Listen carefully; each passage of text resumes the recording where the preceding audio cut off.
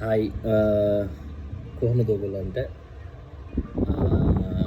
ස්තුති කරන්න තමයි මේ වීඩියෝ එක දාන්නේ. ඉතින් අපිත් එක්ක ආලෝක බතික් වෙනුවෙන් මෙච්චර කාල රැඳිලා හිටපු අපිට ආදරේ කරපු මිනිස්සු හැමෝටම ආදරේ. පුළුවන් තරම අපි දෙන්න උත්සාහ කරා ඔයගලන්ගේ උඩ. හිතුවේ නැති තරම්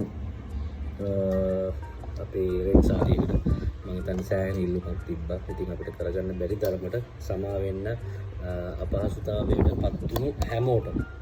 මොකද ඇත්තටම අද එවන්න පුළුවන්ද හෙට එවන්න පුළුවන්ද අපි වැඩ කරන අයට ඊට පස්සේ ඇත්තම කියනවා නම් ෆෝන් වලට පවා ඇත්තටම නිවනක් නැති තරමටම අපේ සාරි එක මිනිස් අතරට ගියා.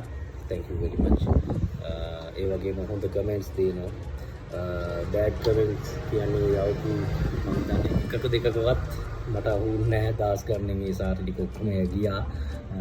thank you very much. මේ විදිහටම අපිත් එක්ක ඉන්න ආලෝක බතික් කියන එක ගොඩක් අයගේ ඔළුවට ගියේ එන්න ගත්තේ 2026 ජනවාරි ඉඳලා.